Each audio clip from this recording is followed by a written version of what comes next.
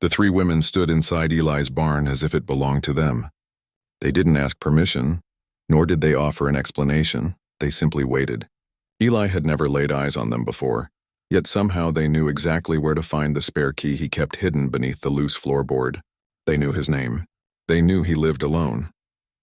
The eldest carried a leather pouch that clinked with coins, more money than Eli had seen in years. When he reached for it, she drew it back with a sly smile. Like it was part of a game, only she understood. The chief said you'd try to refuse, she told him. Her English flawless, though her accent carried something strange, something that didn't belong to any tribe from these lands. That was impossible. The nearest tribal territory was 3 days' ride north, and no chief had ever set foot here, much less concerned himself with a rancher drowning in debt. Then the youngest sister spoke. He said you'd ask about the scar. Eli's hand went instinctively to his shoulder, to the hidden wound beneath his shirt. Only 3 people had ever known about it. His late father, the doctor who'd long since moved east, and the medicine man who had found him bleeding in the desert 15 years ago. The man's face was a blur now, but his words still haunted Eli. One day I will send my daughters to collect what you owe. These women weren't strangers. They were here because of a promise Eli had made in the delirium of youth, half dead and desperate. But the medicine man had spoken of daughters. Not 3 women so different they looked as though they came from separate tribes, with accents and clothes that did not match. And if this was a debt, why did the pouch feel more like payment? The desert came flooding back in fragments, scorching heat, blood soaking his shirt. The weathered hands of an old healer binding his wound, whispering of honor and debts that must be paid. You promised him 3 horses, the eldest said, studying Eli's face. But you had none. So he told you one day you would give him something far more valuable. The middle sister stepped forward, and only then did Eli realize their sheer presence. They weren't ordinary women. Each stood nearly as tall as him, shoulders broad, arms strong from labor, their very presence filling the barn like ancient oaks growing too close together. I am Nora, the eldest continued firmly. This is Cora, and that's Will. Her sisters nodded in silence. Our father sent us because his time runs short. The white man's sickness has taken most of our people. Only we remain of his blood. Eli's mouth went dry. Your father, the medicine man, Chief Ayana, Nora corrected. He became chief when the old one passed last winter. And yes, he remembers a foolish boy who promised whatever was needed in return for his life. 15 years of forgotten words and buried gratitude pressed down on Eli's chest. He had been dying. People say reckless things when they're dying. I don't understand, he said, though part of him already did. Why you? Why here? Why now? Willa laughed, sharp and bitter. Because the soldiers come for our land next month. Because only a white man's name can shield us. Because you owe a debt. Cora finally spoke, her voice gentler than her sister's. Father is dying. His last wish is to see us safe. A marriage to a landowner gives us standing, a chance. Eli's eyes drifted over his failing ranch, the sagging roof, the hollow corral, the fields he could barely afford to plant. Safe here, he muttered. I'm 3 months behind on my mortgage. The bank's already coming. Without hesitation, Nora reached into her pouch and drew out a fistful of gold coins. They glimmered in the afternoon light pouring through the barn door. Father's savings, she said simply. The last of what our people had. It's yours if you honor your word. Eli's throat tightened. Enough to pay the mortgage. Enough to fix the roof, buy cattle, everything he had dreamed of. But at what cost? 3 wives, towering women from a dying tribe, a debt he could barely remember making.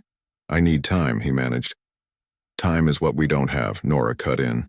The soldiers march at dawn. Father expects an answer before sunset. Her dark gaze locked on him, unflinching.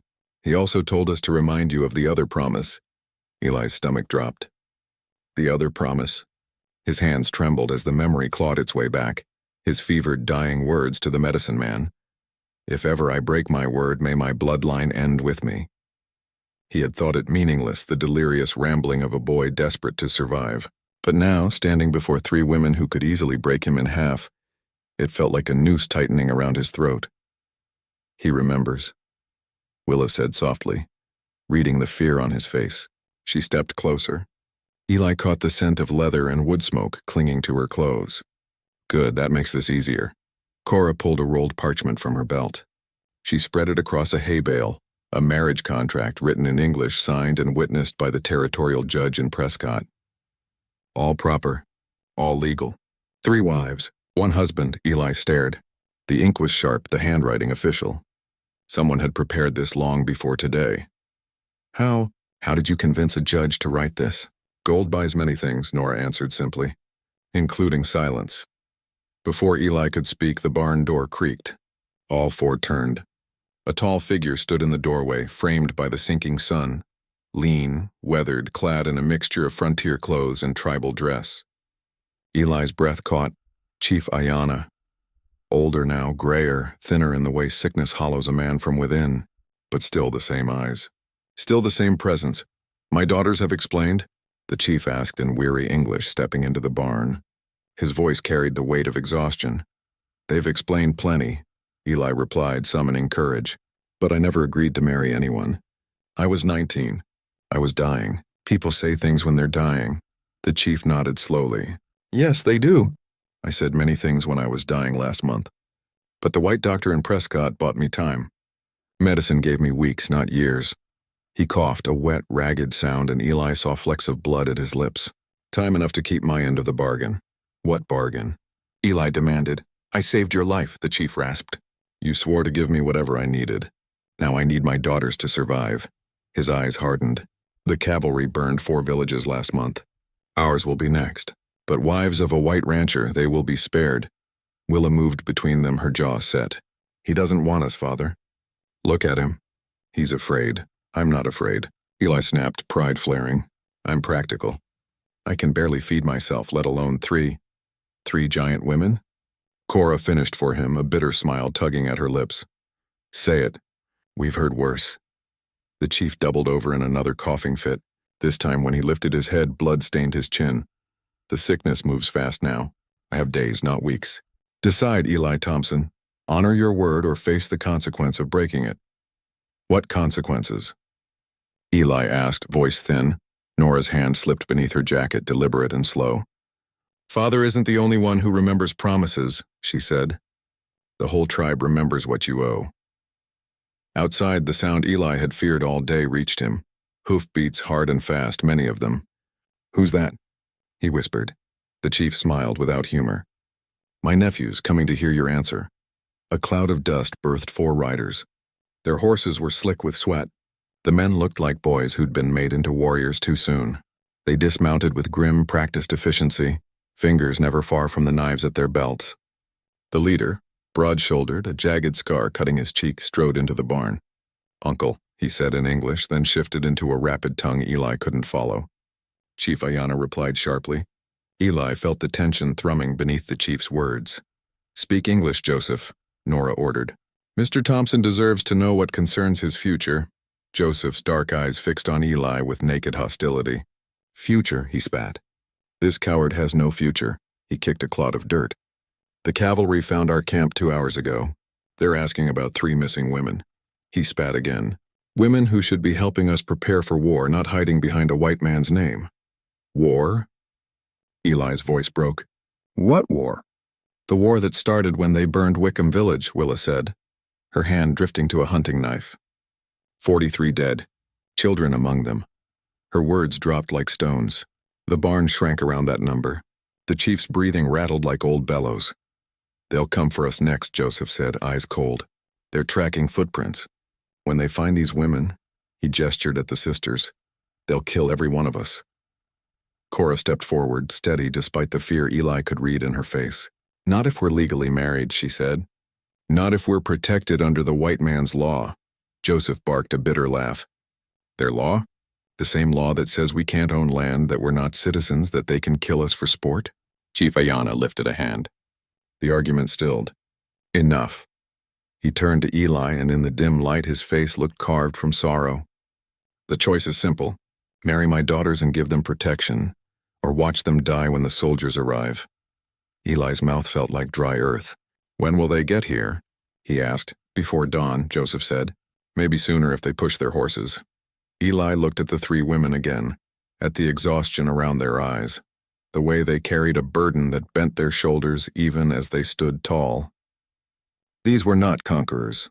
They were refugees asking for a shelter built in someone else's name. If I say yes, he asked slowly, what happens to you and your nephews? The chief managed a sad smile. We vanish into the mountains. Live like ghosts until the anger dies down. He coughed. Darker drops flecked his lips. If I live that long? If you say no, Nora said plainly, then we do not run. Then we die here together. A low rumble rolled across the prairie. The sky had been clear all afternoon. This was not thunder. Joseph's hand slid to his knife. That's horses, he said. A lot of them. Chief Ayanna closed his eyes. They're early, he whispered. The ground trembled as the sound grew. 20 horses, maybe more, bearing a choice that had to be made before night fell. Hide in the root cellar, Eli said quickly. All of you. I'll tell them I haven't seen anyone. Joseph barked a harsh laugh. You think they'll just take your word? They'll search every board, every hole. He drew his knife. Better to die fighting. Put that away, Nora snapped.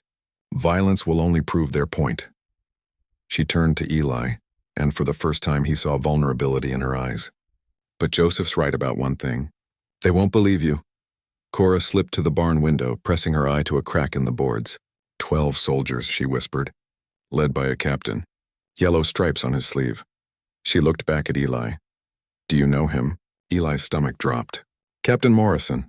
He's been here before. What for? Willa demanded. My mortgage, Eli said bitterly. The bank hired him to lean on me, pressure me to sell. He raked his hands through his hair. He knows I'm desperate. If he finds you here, he'll think you're hiding for money. Which makes you guilty too. Nora finished flatly. The hoofbeats were close now. Close enough to hear the clink of tack and the call of voices.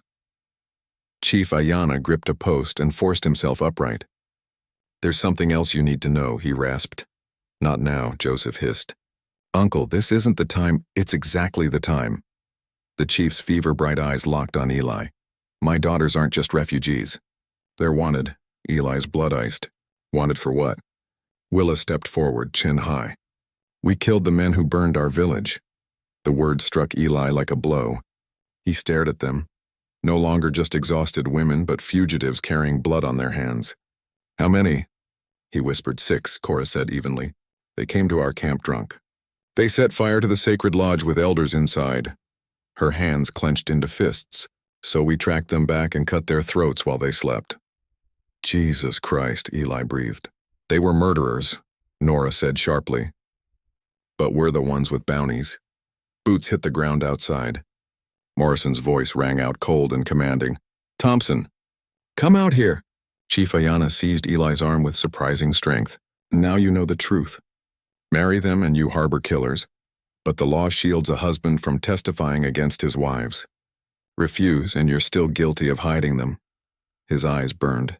Choose. Thompson. Morrison's voice boomed closer, right outside the barn door. Open up, we need to talk. Eli looked at the 3 sisters. They weren't begging for love or even mercy. They were asking for his name.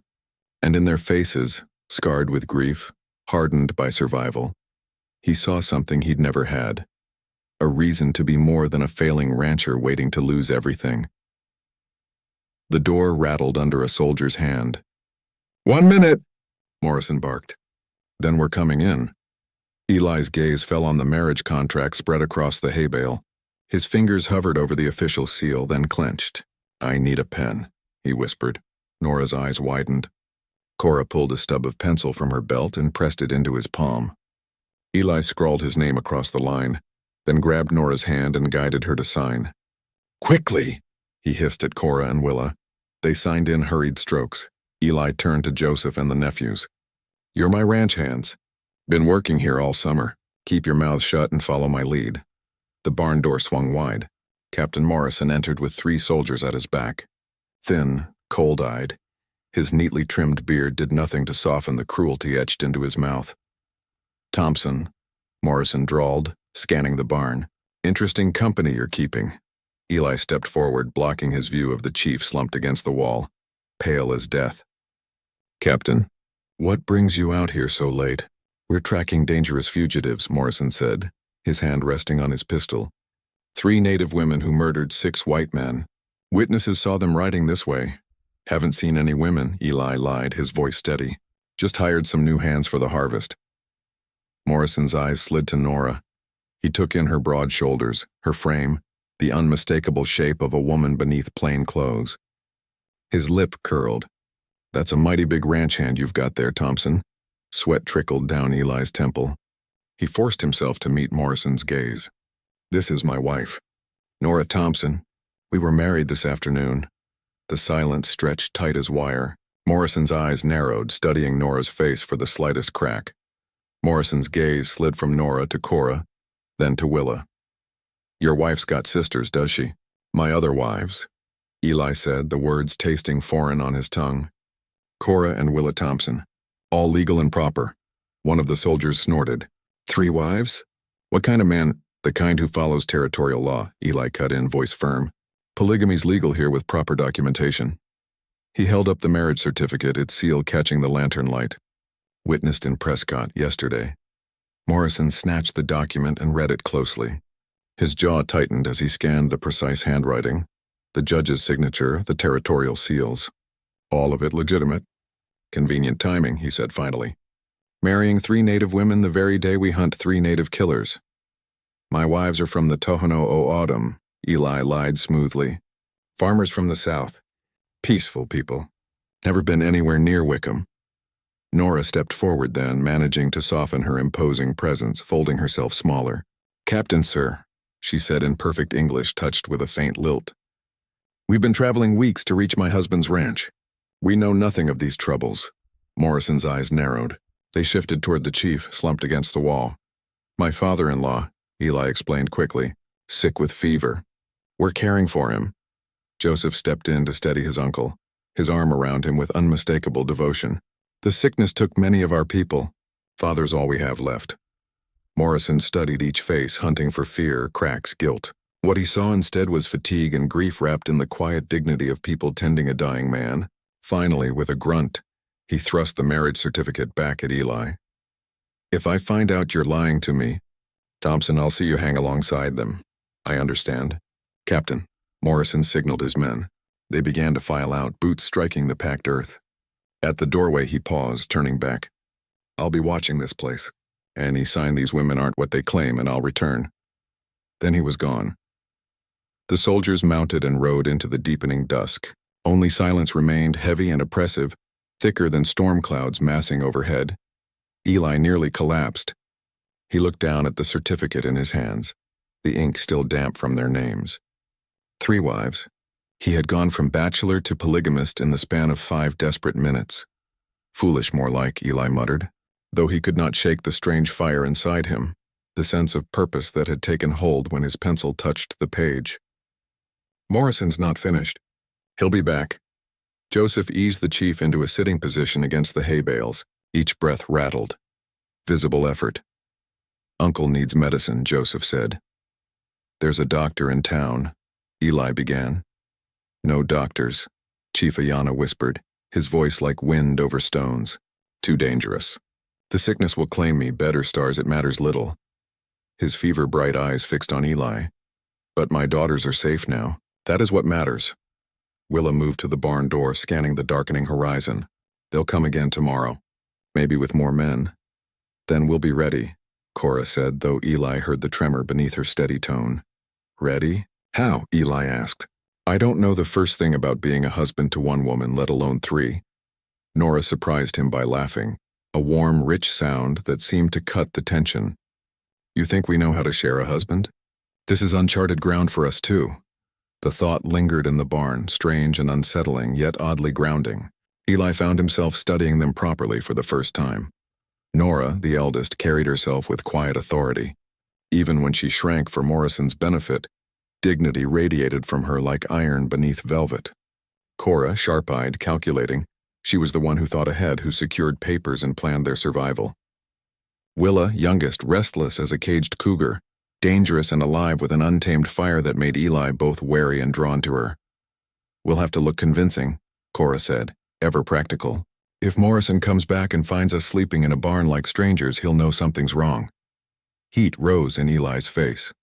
The house has only 2 bedrooms. Then we'll make do, Nora replied matter-of-factly. Married people share space. It's what Morrison will expect. Thank you, Nora said softly. Foolish, more like, Eli muttered, though he could not shake the strange fire inside him, the sense of purpose that had taken hold when his pencil touched the page. Morrison's not finished. He'll be back. Joseph eased the chief into a sitting position against the hay bales. Each breath rattled. Visible effort. Uncle needs medicine, Joseph said. There's a doctor in town, Eli began. No doctors, Chief Ayana whispered, his voice like wind over stones. Too dangerous. The sickness will claim me. Bed or stars, it matters little. His fever-bright eyes fixed on Eli. But my daughters are safe now. That is what matters. Willa moved to the barn door, scanning the darkening horizon. They'll come again tomorrow, maybe with more men. Then we'll be ready, Cora said, though Eli heard the tremor beneath her steady tone. Ready? How? Eli asked. I don't know the first thing about being a husband to one woman, let alone three. Nora surprised him by laughing, a warm, rich sound that seemed to cut the tension. You think we know how to share a husband? This is uncharted ground for us, too. The thought lingered in the barn, strange and unsettling, yet oddly grounding. Eli found himself studying them properly for the first time. Nora, the eldest, carried herself with quiet authority. Even when she shrank for Morrison's benefit, dignity radiated from her like iron beneath velvet. Cora, sharp-eyed, calculating. She was the one who thought ahead, who secured papers and planned their survival. Willa, youngest, restless as a caged cougar, dangerous and alive with an untamed fire that made Eli both wary and drawn to her. We'll have to look convincing, Cora said, ever practical. If Morrison comes back and finds us sleeping in a barn like strangers, he'll know something's wrong. Heat rose in Eli's face. The house has only 2 bedrooms. Then we'll make do, Nora replied matter-of-factly. Married people share space. It's what Morrison will expect.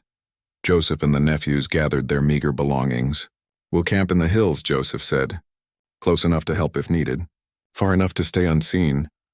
The chief reached out, his grip startlingly strong for a dying man. He caught Eli's hand, his gaze burning with urgency. Protect them, he rasped. They're all that's left of our bloodline, the chief rasped. All that's left of who we were. I will, Eli promised, and for the first time in years he meant it. As Joseph and the nephews slipped into the darkness, Eli led his new family toward the house. The building seemed to shrink beneath the weight of 3 towering women following behind him. There's something else, Willa said as they stepped onto the porch. Eli's stomach clenched. What now? The bounty on our heads. Willa met his eyes in the lamplight. It's not just from the territorial government. The families of the men we killed, they put up their own reward. $500 each, dead or alive. $1,500, Cora added quietly. Enough to make every bounty hunter from here to California saddle up. As if her words had summoned them, faint hoofbeats drifted across the prairie. Eli doused the lamp and moved to the window. 3 riders, slow and deliberate, silhouettes against the star-pocked sky. Not soldiers, professionals. Bounty hunters, Willa whispered. Nora took position by the back door. Cora slipped to the side window. Without a word, they spread to cover the exits, moving like people who had done this before. How do we play it? Eli asked. The same as before, Nora said firmly. Were your wives married, legal, protected? They won't care about legal, Cora said, her tone grim. $1,500 makes men forget the law. The riders stopped 50 yards from the house. Eli saw them conferring in low voices before one dismounted and approached the front door. The other 2 flanked wide, covering the angles. Professional, a knock came. Polite, almost friendly. Mr. Thompson, a voice called. Sorry to trouble you so late. We're looking for some missing women. Thought you might have seen them. Eli opened the door just a crack, keeping the chain latched. The man on the porch was middle-aged, graying hair. Kind eyes that didn't match the gun at his hip. Name's Fletcher, he said smoothly. We're tracking 3 native women. Big women. Traveled together. You seen anyone like that? Just my wives, Eli said. We married yesterday. Fletcher's smile didn't falter, but his eyes sharpened. Mind if I meet them? Always like to congratulate newlyweds. Eli's mouth went dry. Refusal would mean suspicion. Of course, he forced out. He unlatched the door and Fletcher stepped inside. The other 2 stayed outside. Close enough to back him, far enough not to be trapped. Nora emerged from the kitchen with a coffee pot, the picture of domestic normalcy. Yet Eli saw Fletcher's eyes narrow as he studied her size, her posture, the way she carried herself. "Ma'am," Fletcher said politely, "congratulations on your marriage." "Thank you," Nora replied, pouring coffee. Fletcher accepted the cup but didn't drink. "Your husband says you were wed yesterday. Where?" "Prescott," Cora answered smoothly as she and Willa stepped in from the bedroom. "Judge Morrison performed it." Fletcher's brows rose at the sight of 3. 3 wives. That's unusual. "Legal in this territory," Eli said quickly. "Oh, I know it's legal." Fletcher set the cup aside, untouched. "It's just that the women I'm after are also 3 sisters. Also unusually large. What are the odds?" Silence. The air stretched taut as wire. Eli felt his wives coil like springs ready to strike. Outside, a horse snorted, restless. "I'll tell you what the odds are," Fletcher continued casually. "Slim, so maybe we take a closer look at your marriage certificate." "It's legal," Eli insisted. "I'm sure it is." Fletcher's hand drifted lazily toward his gun. "But legal don't mean legitimate. In 12 years of hunting, I've learned, when 3 wanted women vanish and 3 wives appear overnight, well, coincidences make me nervous." Willa stepped forward, knife in hand, her voice low. "Maybe you should leave." Fletcher's friendly mask fell away. His eyes turned cold. "And maybe you should come with me quietly. Dead or alive, the bounty pays the same." That's when the door opened again. Chief Ayanna stepped through, pale as a ghost, shaking, supported by Joseph and another nephew. Death was written across his face, yet in his hand he carried something that stopped Fletcher cold. A silver badge official. Territorial markings gleamed in the lamplight. "Deputy Chief Ayanna," the old man wheezed. "Territorial Marshal's office. These women are under my protection." Fletcher's face drained of color. That's impossible." "Check the records in Prescott," Ayanna rasped, his voice steadier now, fueled by will alone. "I've been undercover for 6 months, tracking the true killers. These women are my operatives."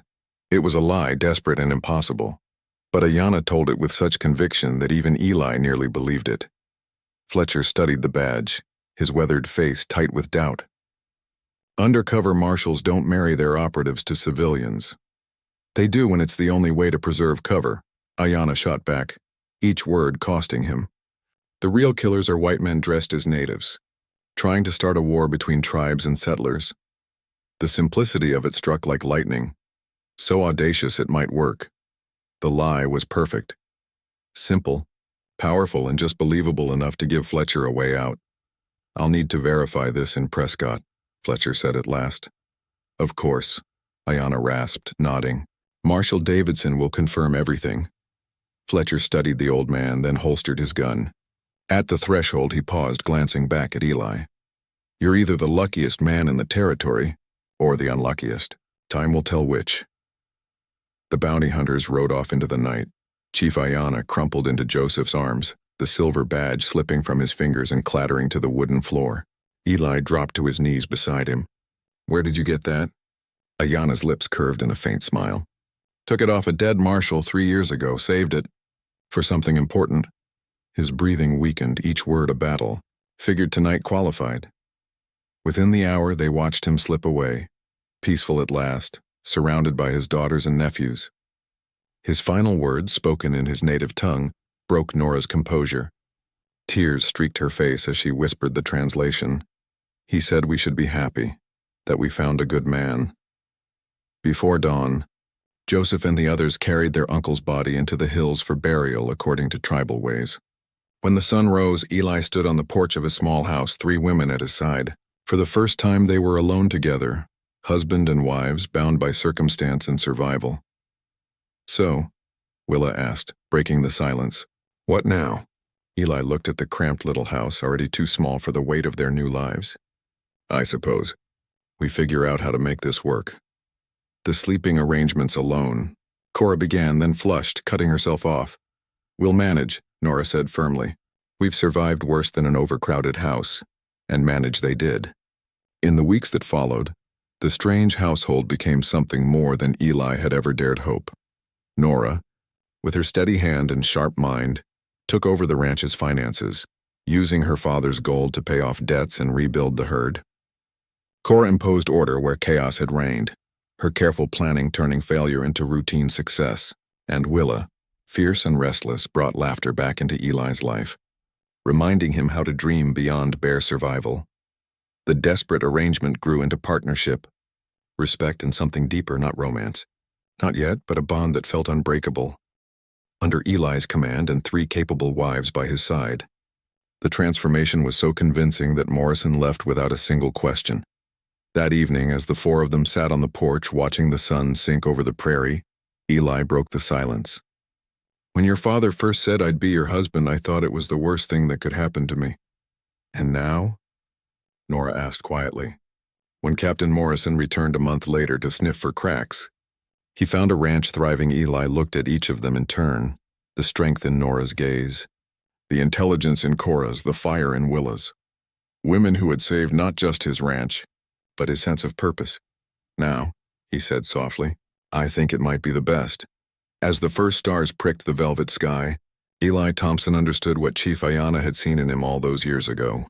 Not just a foolish boy who owed a debt, but a man capable of honoring it. And in honoring it, he had found something he never expected. A family. A future, a place where he belonged.